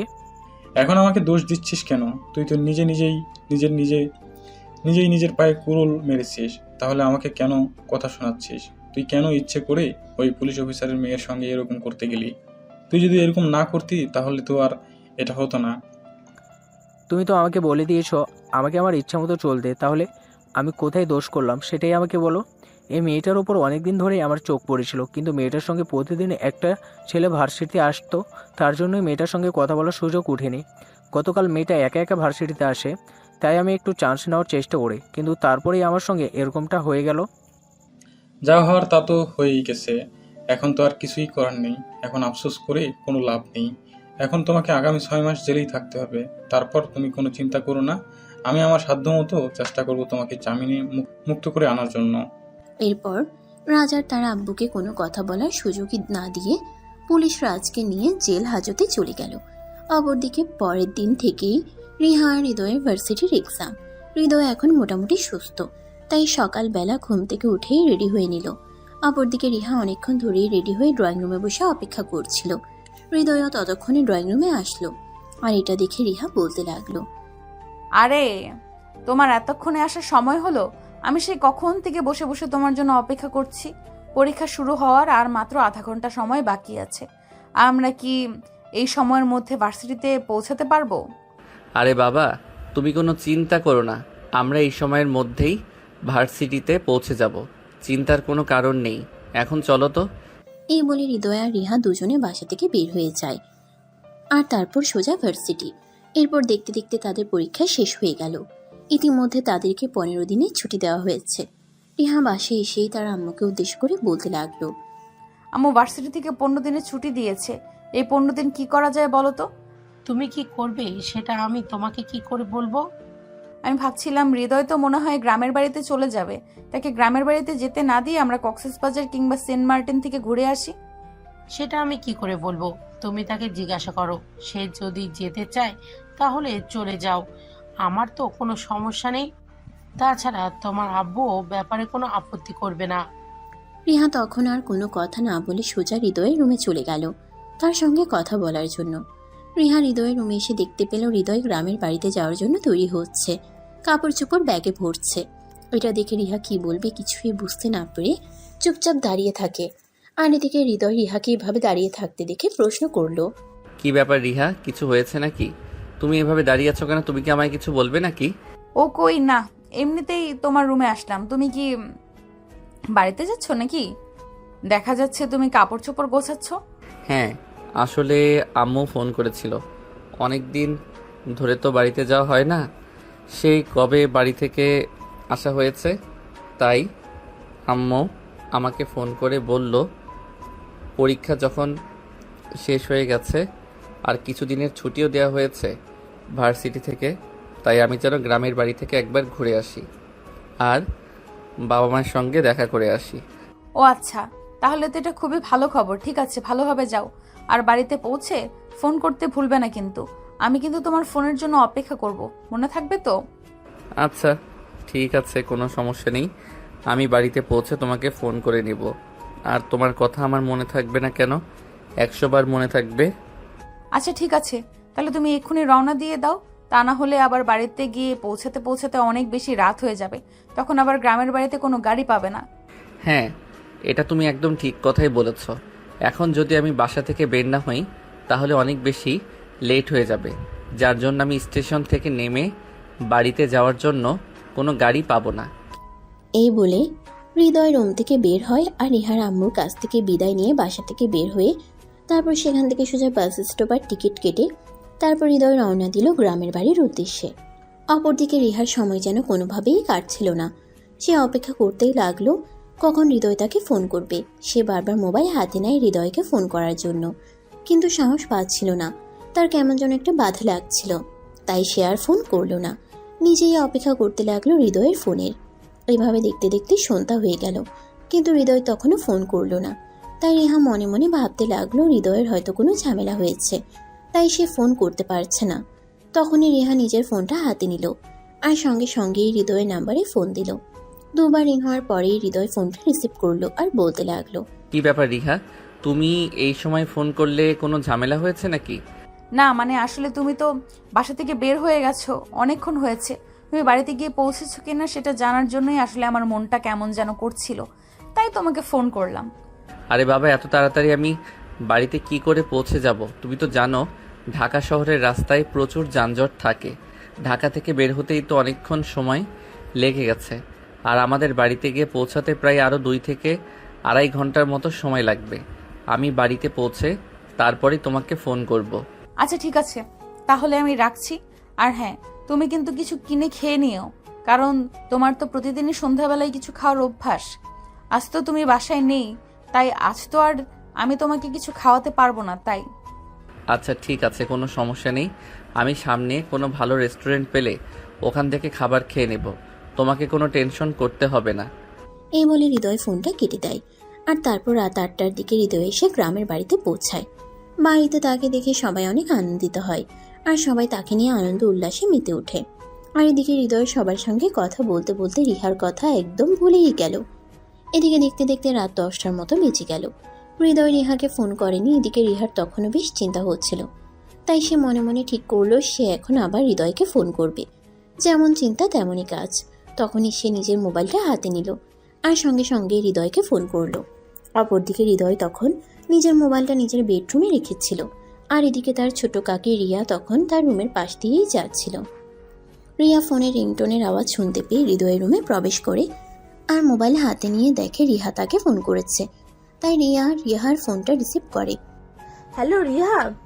হ্যাঁ ফুফু, হৃদয় কোথায়? ও কি বাড়িতে গিয়ে পৌঁছেছে? হ্যাঁ, হৃদয় তো অনেকক্ষণ আগেই বাড়িতে এসে পৌঁছে গেছে। কেন, তোমাকে ফোন দেওয়ার কথা ছিল নাকি? না, আসলে সেরকম তো নয়। সে তো দুপুরের আগেই আমাদের বাড়ি থেকে বের হয়েছে, এতক্ষণে পৌঁছে যাওয়ার কথা। তাই আমি ফোন দিয়ে একটু খবর নিলাম। আর যাই হোক, কেমন আছো তোমরা? এই তো মামুনি, আলহামদুলিল্লাহ ভালোই আছি। তোমাদের কি অবস্থা? আর তোমরা কেমন আছো? আর হৃদয় যখন আসলো তুমি ওর সঙ্গে চলে আসলেই পারতে। আসলে আমার তো যেতে মন চাইছিল, কিন্তু হৃদয় আমাকে কিছুই বলল না। তাহলে আমি নিজেই যে কিভাবে তার সঙ্গে চলে যাই বলো? সে যদি আমাকে একটাবার বলতো সে আমাকে তার সঙ্গে নেবে, তাহলে আমি চলে আসতাম। ও আচ্ছা, এই ব্যাপার। আচ্ছা ঠিক আছে, কোনো সমস্যা নেই। আপনার তো ভাবছি কয়দিন পর সবাই মিলে তোমাদের ওখানে বেড়াতে আসবো। ও আচ্ছা, তাহলে তো এটা খুবই ভালো খবর। তাহলে অনেক আনন্দ হবে। আচ্ছা ফুফু, এখন তাহলে রাখি, আমার একটু কাজ আছে, আমি একটু কাজ করব। এই বলে রিহা ফোনটা কেটে দেয়। আসলে সে তো ফোন করেছিল হৃদয়ের সঙ্গে কথা বলার জন্য, কিন্তু হৃদয়ের সঙ্গে যখন কথা বলা হলো না, তখন আর তার অন্য কারোর সঙ্গে কথা বলতে ইচ্ছে করছিল না, তাই সে ফোনটা কেটে দেয়। ওদিকে গল্প গুজব শেষ হলে সবাই নিজেদের রুমে গিয়ে ঘুমিয়ে পড়ল। আর হৃদয় যখন নিজের রুমে আসলো, তখনই হঠাৎ তার রিহার কথা মনে পড়লো, তাই সে মোবাইলটা হাতে নিল। সে দেখতে পেল রিহা তাকে ফোন করেছিল, কিন্তু সেই ফোনটা অন্য কেউ রিসিভ করেছিল। তখন হৃদয় আর 7-5 চিন্তা না করে রিহার নাম্বারে ফোন দেয়। 2-3 বার রিং হওয়ার পরও রিহা ফোনটা রিসিভ করে না। আসলে হৃদয় ফোন করেনি এটা দেখে রিহার খুব মন খারাপ লাগছিল, তাই সে বিছানায় না শুয়ে ব্যালকনিতে গিয়ে আকাশের তারা দেখছিল। তখনই সে মোবাইলে রিংটোনের আওয়াজ শুনে দৌড়ে বেডরুমে চলে আসে আর দেখতে পায় হৃদয় তাকে ফোন করেছে। তাই সে সঙ্গে সঙ্গেই ফোনটা রিসিভ করলো আর বলতে লাগলো, তুমি তো আচ্ছা বেঈমান মানুষ। আমি সেই কখন থেকে তোমার ফোনের অপেক্ষা করছি, তুমি একটাবার আমার সঙ্গে কথা বলার প্রয়োজন বোধ করলে না? না মানে আসলে তুমি তো এটা খুব ভালো করেই জানো আমার বাড়ির সবাই আমাকে কতটা ভালোবাসে। আর এতদিন পর গ্রামের বাড়িতে এসেছি, সবাই আমাকে নিয়ে এতটাই ব্যস্ত হয়ে পড়েছিল যে আমি তোমাকে ফোন করার সময়টাও পাইনি। I am so sorry, please আমাকে ক্ষমা করে দাও। তুমি যে সবার মাঝে আমাকে ভুলে যাবে এরকমটা আমি চিন্তাও করিনি। আমি তো ভেবেছিলাম 1000 মানুষের মধ্যেও তুমি আমাকে খুঁজে নেবে, কিন্তু এখন দেখছি আমার ধারণা সম্পূর্ণ ভুল। যাই হোক, এখন রাখি, ঘুমাবো, খুব ঘুম পাচ্ছে। এই বলে অভিমানী রিহা ফোনটা কেটে দেয়। আর এদিকে হৃদয় কিছুই বুঝতে পারছে না রিহা এগুলো কি বলল, আর কেনই বা সে এরকম কথা বলল। যাই হোক, হৃদয় এসব কিছু চিন্তা না করে বিছানায় শুয়ে ঘুমিয়ে পড়ল। এরপর দেখতে দেখতে আরো 2 দিন সময় কেটে গেল। আর এদিকে রিহার মনের মধ্যে অস্থিরতা বাড়তে শুরু করলো। সে কোনোভাবেই হৃদয়কে ছাড়া থাকতে পারছিল না, তাই সে বারবার হৃদয়কে ফোন করতে থাকে।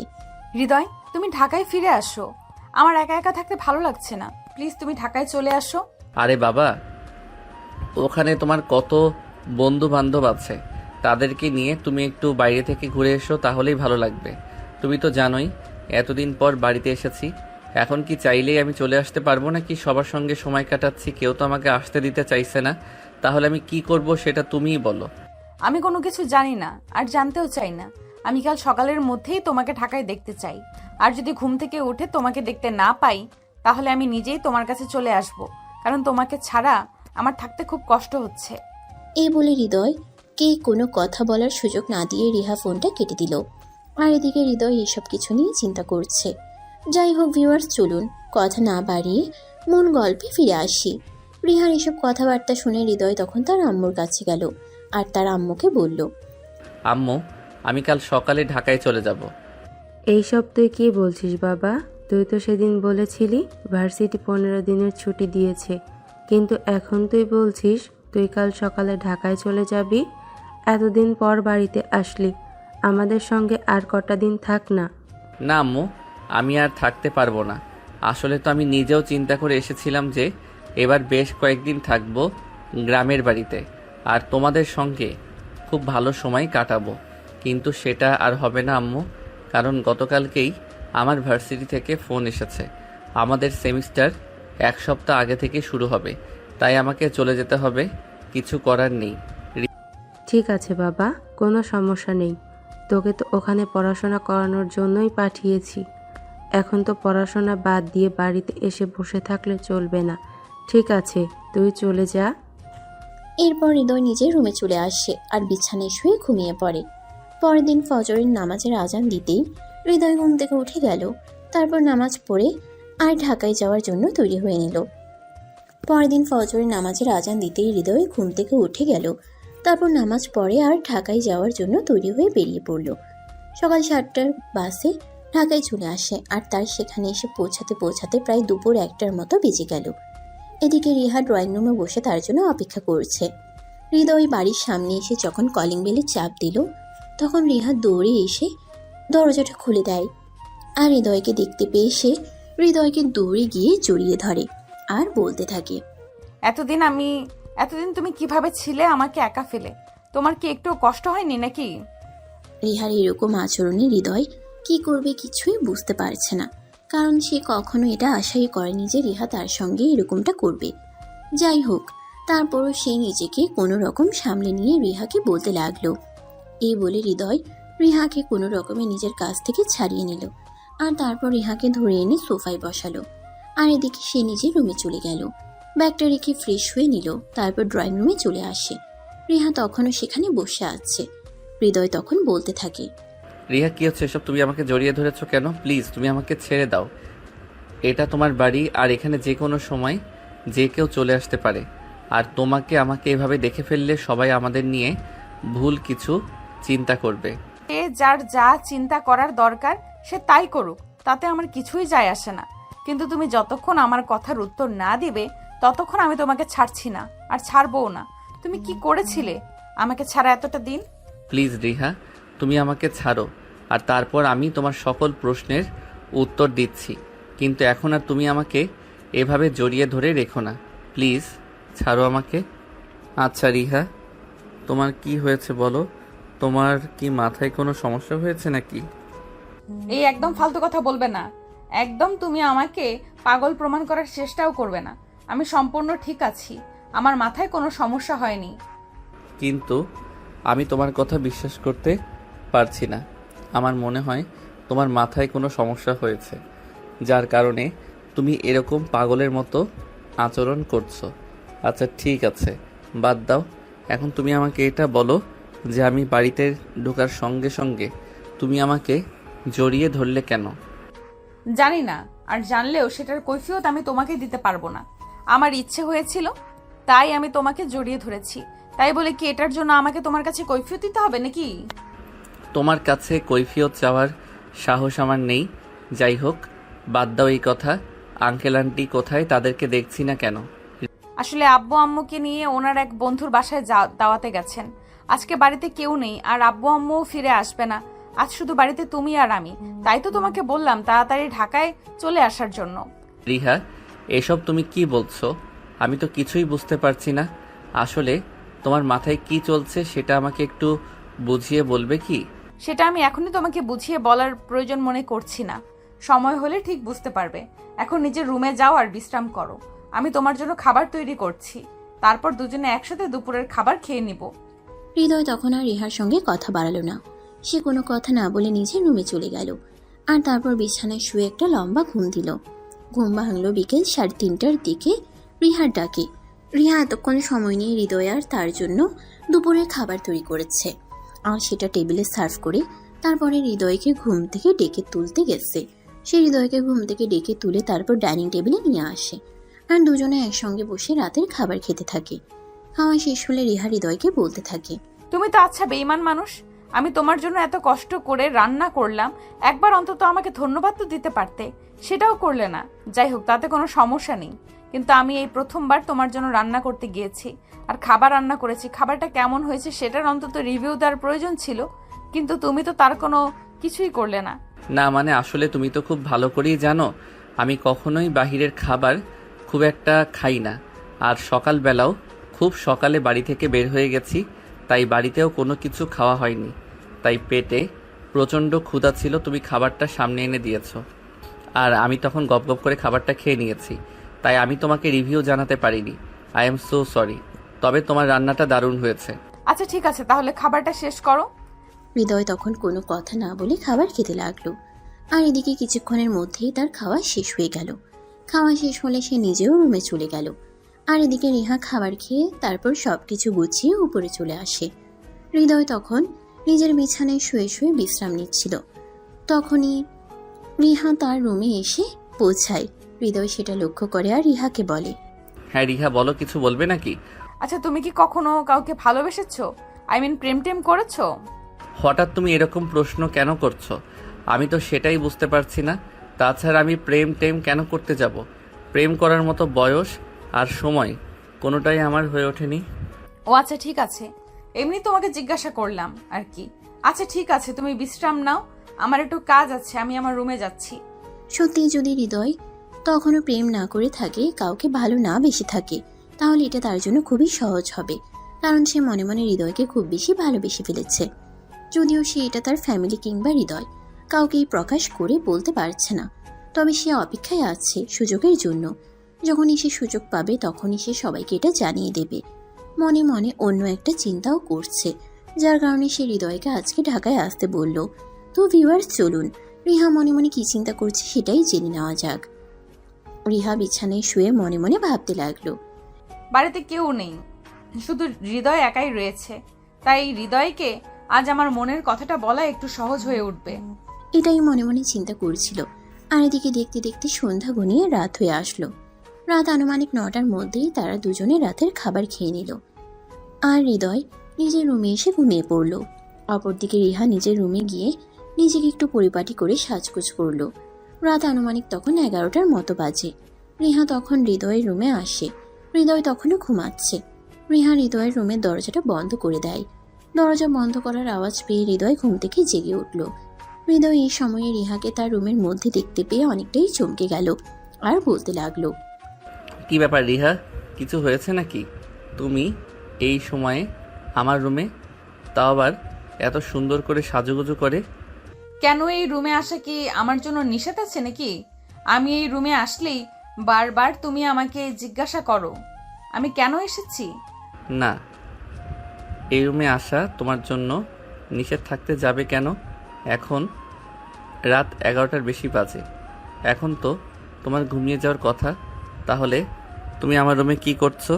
আমি তোমাকে কিছু বলতে চাই, আমার মনে হয় এটাই উপযুক্ত সময়, তাই আমি এখন তোমার সঙ্গে কথা বলতে এসেছি। রিহা, আসলে কি তুমি ঠিক আছো নাকি তোমার শরীর খারাপ আছে? আমি বুঝতে পারি না তুমি বারবার আমার সঙ্গে এইভাবে কেন কথা বলো। আমার কেন শরীর খারাপ থাকতে যাবে? আমি একদম ঠিক আছি আর আমার কোনো সমস্যা হয়নি। এই বলে রিহা কিছুক্ষণ চুপচাপ বসে রইল আর তারপরে আবার সে নিজেই থেকেই বলতে লাগল, হৃদয়, আমার মনে হয় আমি তোমাকে ভালোবেসে ফেলেছি। এবার আমি নিশ্চিত হলাম যে সত্যি সত্যি তোমার মাথায় সমস্যা হয়েছে। তা না হলে তুমি এমন পাগলের মতো কথা বলছো কি করে? আমি জানি না, যদি আমার এই সব কিছুই তোমার আমাকে পাগল মনে হয় তাহলে আমি পাগলই হয়ে গেছি। তবে আমি সত্যিই তোমাকে ভালোবেসে ফেলেছি হৃদয়। তোমাকে ছাড়া আমি কোনো কিছু কল্পনাও করতে পারছি না। তোমাকে ছাড়া আমি থাকতে পারছি না। প্রত্যেকটা নিঃশ্বাসে আমার তোমার কথা মনে পড়ে। আমি যেখানেই যাই, যা কিছুই করি না কেন, আমি তোমাকে কোনোভাবেই আমার মনের আঙ্গিনা থেকে সরাতে পারি না। শোনো, এখন না তোমার রঙিন বয়স, চোখে রঙিন চশমা পরে আছো তো তাই তোমার এরকম মনে হচ্ছে। যখন তোমার এই সময়টা কেটে যাবে তখন তুমি দেখবে সবটা ভুলে গেছো, আর তখন তোমার সব কিছু একদম ঠিক হয়ে যাবে। হৃদয়, আমার কোনো কিছুই ঠিক হবে না। আর আমি যা বলছি একদম সত্যি কথাই বলছি। আমি তোমায় সত্যিই ভালোবেসে ফেলেছি। এই বলে রিহা কিছুক্ষণ চুপচাপ বসে রইল, আর তারপরে আবার সে নিজের থেকেই বলতে শুরু করলো। এই কথা বলে রিহা হৃদয়ের দিকে এগোতে থাকে। এটা দেখে হৃদয় বলতে থাকে, আরে এসব তুমি কি করছো? তুমি আমার দিকে এভাবে এগিয়ে আসছো কেন? যেখানে আছো সেখানেই দাঁড়িয়ে যাও, আমার দিকে একদম এগোবে না বলে দিলাম। কিন্তু রিহা তার কোনো কথাই শুনছিল না। রিহা তার দিকে এগিয়ে চলল। অপরদিকে হৃদয় পিছাতে পিছাতে একদম দেয়ালে পিঠ ঠেকে গেল। সে আর পিছানোর কোনো সুযোগ পাচ্ছিল না। তখনই সে রিহাকে বলতে থাকে, রিহা, আমি তোমাকে শেষবারের মতো বলছি, যা করতে চলেছো তা কিন্তু একদম ভুল। তুমি যেখানে আছো সেখানে দাঁড়িয়ে যাও, উল্টাপাল্টা কোনো কিছু করার চিন্তা করো না। কিন্তু রিহা তার কোনো কথাই শুনল না। একদম হৃদয়ের কাছাকাছি চলে গেল। তখনই হৃদয় রিহাকে ধাক্কা দিয়ে নিজের থেকে সরিয়ে দিল আর বলতে লাগলো, রিহা প্লিজ, তুমি এখান থেকে চলে যাও। আমি চাই না তোমার সঙ্গে খারাপ আচরণ করতে, তাই তুমি তোমার সঙ্গে খারাপ আচরণ করতে বাধ্য করো না আমায়। কেন, আমি কি কোনো অপরাধ করেছি? আমি তো জানি ভালোবাসা কোনো অপরাধ নয়। আমি তো শুধু তোমাকে ভালোবেসেছি। তাহলে তুমি কেন এরকম করছো আমার সঙ্গে? ভালোবাসা কোনো অপরাধ নয়, তবে কোনো ভুল মানুষকে যদি ভালোবেসে ফেলা হয় তাহলে সেই ভালোবাসা সম্পূর্ণ অপরাধ। আমার বাবা মা আমাকে এখানে পড়াশোনা করানোর জন্য পাঠিয়েছে, আর তোমার বাবা মা আমাকে খুব বিশ্বাস আর ভরসা করেন বলেই তোমার মতো একটা যুবতী মেয়ে বাড়িতে থাকার পরেও আমাকে এখানে থাকার জন্য পারমিশন দিয়েছে। আর সেখানে তুমি কি করে ভাবলে আমি নিজেকে এরকম কিছু একটা সম্পর্কের সঙ্গে ইনভলভ করব? কেন নয়? কিসের কমতি আছে আমার মধ্যে? ভালোবাসা এবং সংসার করার জন্য একটা পরিপূর্ণ মেয়ে মানুষের প্রয়োজন। আমি কি একটা পরিপূর্ণ মেয়ে মানুষ নই? পরিপূর্ণতার উপরে যদি কোনো কিছু থাকে তাহলে তুমি সেটাই, কিন্তু তারপরেও তোমার সঙ্গে রিলেশন করা বা অন্য কিছু কোনোটাই আমার পক্ষে সম্ভব নয়, কারণ আমি বিশ্বাসের জায়গায় বিশ্বাসঘাতকতা করতে পারবো না। এরপর রিহাকে আর কোনো কথা বলার সুযোগ না দিয়ে হৃদয় রুম থেকে বের হয়ে চলে যায় ছাদে। এদিকে রিহাও তার পিছন পিছন বাড়ির ছাদে চলে আসলো। তখনই সে হৃদয়কে পিছন থেকে জড়িয়ে ধরে আর বলতে থাকে, ভালোবাসি তোমায় খুব বেশি। তোমাকে ছাড়া আমি বেঁচে থাকতে পারবো না। প্লিজ তুমি আমার সঙ্গে এরকম করো না। আমার ভালোবাসা গ্রহণ করো এবং আমাকে গ্রহণ করো। হৃদয় এই কথাগুলো আর নিতে পারছে না। সে কোনো রকমে রিহাকে নিজের থেকে ছাড়িয়ে নিল, আর তারপর ঠাস করে রিহার গালে একটা চড় বসিয়ে দিয়ে বলতে লাগলো, চুপ করো বেয়াদব মেয়ে, তোমার বাবা মা কি তোমাকে এই শিক্ষা দিয়েছে নাকি? চুপচাপ এখান থেকে চলে যাও। বাবা মায়ের মান ইজ্জত ডুবানোর মতো কোনো কাজ করো না। সবে মাত্র তুমি অনার্স ফার্স্ট ইয়ারের পরীক্ষা দিয়েছ। তোমার বাবা মা কত ইচ্ছে আর স্বপ্ন নিয়ে তোমাকে পড়াশোনা করাচ্ছে, এসব করার জন্য নাকি? দেখো, আমার বাবা মায়ের ইচ্ছা অনিচ্ছার সঙ্গে তো আমার ইচ্ছা অনিচ্ছার কোনো সম্পর্ক নেই। তাহলে তুমি কেন শুধু শুধু এই সবের মধ্যে অন্য কথাটা টেনে আনছো? তোমার সঙ্গে এসব ব্যাপারে কোনো কথা বলার ইচ্ছেই আমার নেই। আর আমার সবচাইতে বড় ভুল হয়েছে আজ ঢাকায় ফিরে আসা। আজ যদি আমি এখানে ফিরে না আসতাম তাহলে হয়তো এরকম কিছুই ঘটতো না। এই কথা বলার পর হৃদয় সেখান থেকে সোজা রুমে চলে আসলো আর দরজা লাগিয়ে ঘুমিয়ে পড়ল। অপরদিকে রিহা অনেকক্ষণ হৃদয়ের রুমের দরজায় নক করলো, কিন্তু হৃদয় দরজা খুলে না। তাই রিহা নিজের রুমে চলে গেল। সেদিন বিকেল বেলায় রিহার আব্বু আম্মু বাড়িতে চলে আসে। আর রিহার আব্বু যখন বাড়িতে আসলো, রিহা তখন কান্না করতে করতে তার আব্বুর রুমে চলে গেল। আর তারপর তার আব্বুকে বলল, আব্বু, আমার সঙ্গে খুব খারাপ কিছু হয়ে গেছে। তোমরা বাড়িতে ছিলে না, সেই সুযোগে আমার সঙ্গে এরকমটা হবে এটা আমি কোনোদিনও কল্পনাও করতে পারিনি। এসব তুমি কি বলছো? আমি তো কিছুই বুঝতে পারছি না। কি হয়েছে তুমি আমাকে খুলে বলো, তা না হলে আমি বুঝবো কি করে। আব্বু, কাল রাতে তোমরা বাড়িতে থাকবে না এটা হৃদয় জানতে পেরেছিল, তাই সে কাল আমাদের বাসায় আসে। আর তারপর যা হয়েছে তা আমি তোমাকে আর মুখে বলতে পারবো না। যাকে কিনা বিশ্বাস করে আমার বাড়িতে আমি জায়গা দিলাম আর সেই কিনা আমার বিশ্বাসের ঘরে চুরি করলো। ঠিক আছে, তুমি এক্ষুনি হৃদয়কে আমার কাছে ডেকে পাঠাও। এদিকে হৃদয় নিজের রুমে শুয়ে শুয়ে তখনও ঘুমাচ্ছিল। রিহা তখন হৃদয়ের রুমে দরজায় নক করলো আর বলতে লাগলো, এই হৃদয়, কি হলো? তুমি কি এখনো ঘুমাচ্ছ? কেন? আবু বাড়িতে এসেছে, তোমাকে ডাকছে, তাড়াতাড়ি নিচে চলো। আচ্ছা ঠিক আছে, তুমি যাও, আমি 2 মিনিট পরে আসছি। রিহা তখন চলে গেল। আর এদিকে হৃদয় বিছানা থেকে নেমে হাত মুখ ধুয়ে তারপর নিচে আসলো। রিহার আব্বুকে দেখে বলতে লাগলো, আসসালামু আলাইকুম আঙ্কেল, কেমন আছেন আপনি? আর বাসায় কখন আসলেন?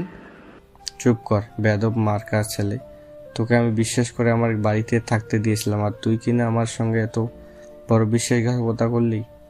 তুই আজকে এই মুহূর্তে আমার বাড়ি থেকে বের হয়ে যাবি। আমি তোকে এখানে আর এক মুহূর্ত দেখতে চাই না। রিহার আব্বুর কথা শুনে হৃদয় অনেকটাই চমকে গেল। সে বুঝতে পারল না রিহার আব্বু এসব কি বলছে। তখন সে রিহার আব্বুকে বলতে লাগলো, কি হয়েছে আঙ্কেল? আমি তো কিছুই বুঝতে পারছি না। আপনি আমার সঙ্গে এরকম আচরণ কেন করছেন? আপনি তো কখনোই আমার সঙ্গে রাগ করে একটা কথাও বলেন না, তাহলে আজ এভাবে কথা বলার কারণটা কি? এখন নেকা সাজা হচ্ছে। তুই আমার এত বড় সর্বনাশ করছিস, তোর একটাবারও বড় বুক কাঁপলো না আমার এত বড় একটা সর্বনাশ করতে? তুই কি করে পারলি আমার মেয়ের সঙ্গে এরকমটা করতে? মানে আঙ্কেল, এসব আপনি কি বলছেন? আমি আবার আপনার মেয়ের সঙ্গে কি করলাম? এটা আপনি ভাবলেন কি করে আপনার মেয়ের সঙ্গে আমি উল্টাপাল্টা কিছু করব? আব্বু, হৃদয় একদম মিথ্যা কথা বলছে। আমি তোমাকে যা বলেছি সবটাই সত্যি বলছি। আমি তো তোমার মেয়ে, আমি কি কোনোদিন তোমার সঙ্গে মিথ্যা কথা বলতে পারি?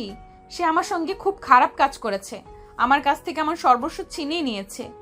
রিয়া, তুমি চুপ থাকো, তোমাকে কোনো কথা বলতে হবে না। যা করার আমিই করব। এই বেয়াদবটাকে আমি আজকেই বাড়ি থেকে বের করে দেবো, আর তারপরে এমন অবস্থা করব যেটা তুমি কল্পনাও করতে পারবে না। রিহা, এসব তুমি কি বলছো? আমি আবার তোমার সঙ্গে কি করলাম? তুমি কেন আমার সঙ্গে এরকম করছো? আমায় এই বাড়িতে থাকাতে যদি তোমার কোনো সমস্যা হয় তাহলে সেটা তুমি আমাকে সরাসরি বলো, আমি এখান থেকে চলে যাব, কোনো কথা বলবো না। কিন্তু তুমি দয়া করে আমায় কোনো অপবাদ দিও না। তুমি আমার সঙ্গে খারাপ কাজ করতে পেরেছো, সেখানে কোনো সমস্যা নেই, আর আমি সেটা আমার ফ্যামিলির মানুষকে জানিয়ে দিলাম, এতে তোমার খুব সমস্যা হচ্ছে। আব্বু, তুমি প্লিজ এর কথা বিশ্বাস করো না। আমি তোমাকে যেটা বলছি একদম সত্যি কথাই বলছি। এ আমার সঙ্গে খুব খারাপ কিছু করেছে। হৃদয় তখনও বুঝতে পারছে না তার সঙ্গে এসব কি হতে চলেছে, আর রিহা এসব কথা কেনই বা বলছে। অপরদিকে রিহার আব্বু তখনই হৃদয়কে বলতে লাগলো, এই বেয়াদবের বাচ্চা, তুই এক্ষুনি আমার বাড়ি থেকে বের হয়ে চলে যা, তারপর আমি তোর ব্যবস্থা করব। তুই যদি আজ আমার বোনের বাড়ির আত্মীয় না হতি তাহলে দেখতে পারতি আমি তোর কি অবস্থা করতাম। এসব তুমি কি বলছো আব্বু? ওকে আমি এখান থেকে চলে যেতে দিবে? তোমার মেয়ের সঙ্গে ও যা করেছে এর পানিশমেন্ট তো ওকে পেতেই হবে। আমি একে বিয়ে করব, তুমি তো বুঝতেই পারছো। এ আমার সঙ্গে যা কিছু করেছে, এরপর আমি আর অন্য কাউকে বিয়ে করব কি করে? তাছাড়া মানুষজন যদি জানতে পারে তাহলে কি কোনো ভদ্র ফ্যামিলির ছেলে আমাকে বিয়ে করতে চাইবে? তুমি এই সব কিছু নিয়ে কেন চিন্তা করবে না? তুমি তো আর কোনো কিছু করনি, যা করার তা তো এই অসভ্য ছেলেটাই তোমার সঙ্গে করছে, তাই তুমি কোনো চিন্তা করো না। না আব্বু, একদমই তা নয়। ওকে যদি শাস্তি পেতে হয় তাহলে ওর আমাকেই বিয়ে করতে হবে। ও কেন আমার কাছ থেকে আমার সবকিছু ছিনিয়ে নিল? তার ফল তো ওকে ভোগ করতেই হবে। তাই তুমি আজকে ওর সঙ্গে আমার বিয়ের ব্যবস্থা করো, তা না হলে ও এখান থেকে পালিয়ে যেতে পারে। তুমি এরকম একটা বজ্জাত ছেলেকে বিয়ে করবে? না, কখনোই আমি এটা হতে দিতে পারি না। তুমি আমার মেয়ে, এরকম একটা খারাপ ছেলের সঙ্গে আমি কখনোই তোমার বিয়ে দেবো না। না আব্বু, আমি যা করছি একদম চিন্তা ভাবনা করেই বলছি। ও যখন আমার সঙ্গে এরকমটা করেছে তাহলে ওকেই বিয়ে করতে হবে আমাকে। এরপর আমি ওকে হারে হারে বোঝাবো আমার সঙ্গে এরকমটা করার ফল কি। রিহা, তুমি আমার নামে কেন মিথ্যা অপবাদ দিচ্ছ? কেন সত্যটা সবার সামনে বলছো না? এরপর হৃদয় কিছু একটা বলতে চাইছিল, কিন্তু রিহার আব্বু তাকে ধমক দিয়ে থামিয়ে দিল আর বলতে লাগলো, চুপ কর বেয়াদব মার্কা ছেলে, আর একটাও কথা বলবি না। আমার মেয়ে একদম ঠিক কথাই বলেছে, তোকে বিয়ে করতে হবে আমার মেয়েকে, এবং আজকেই বিয়ে করতে হবে। এই বলে তখনই রিহার আব্বু হৃদয়ের বাড়িতে এবং কাজে অফিসে ফোন করলো। হৃদয়ের বাড়ি থেকে সবাই কিছুক্ষণের মধ্যে সেখানে চলে আসে। তারা কেউ এটাই ভাবতে পারছে না যে হৃদয় এরকমটা করতে পারে। সবাই হৃদয়ের উপর প্রচণ্ড অভিমান নিয়ে আসছে, কিন্তু হৃদয় কাউকে কিছু বলতেও পারছে না, কারণ সে যদি এখন কাউকে কিছু বলতে চায় তাহলে হিতে আরও বিপরীত হতে পারে। তাই এই মুহূর্তে চুপ থাকাটাই উত্তম।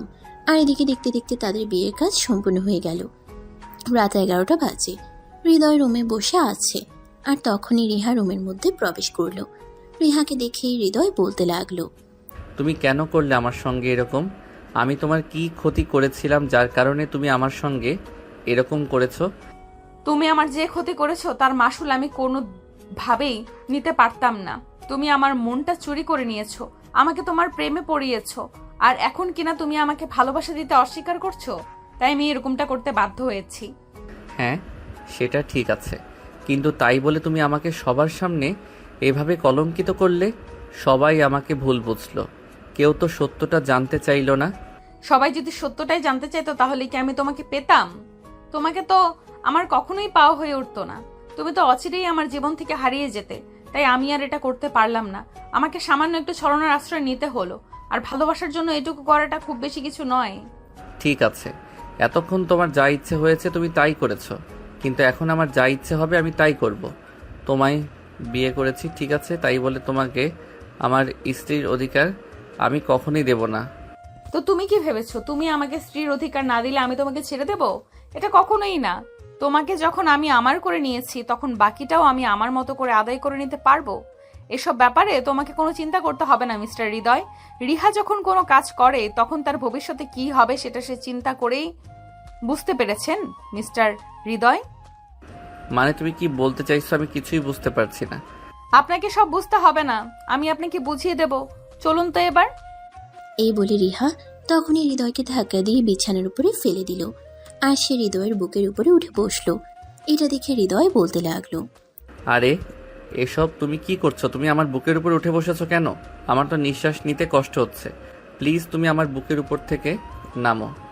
না মিস্টার হৃদয়, এটা আর কখনো হবে না। আপনি তো বলেছেন আপনি আমাকে অধিকার দেবেন না, তাই আমার অধিকার আমি নিজেই আদায় করে নেব। এরপর রিহা হৃদয়কে আর কোনো কথা বলার সুযোগ না দিয়েই তার ঠোঁট দুটো নিজের দখলে নিয়ে নিল, আর ইচ্ছে মতো কিস করতে লাগলো। এভাবেই শুরু হলো তাদের দুষ্টু মিষ্টি একটা প্রেমের গল্প। আমাদের আজকের গল্পটা এই পর্যন্তই ছিল। আমাদের এই গল্পটা আপনাদের কাছে কেমন লেগেছে তা সবাই কমেন্ট করে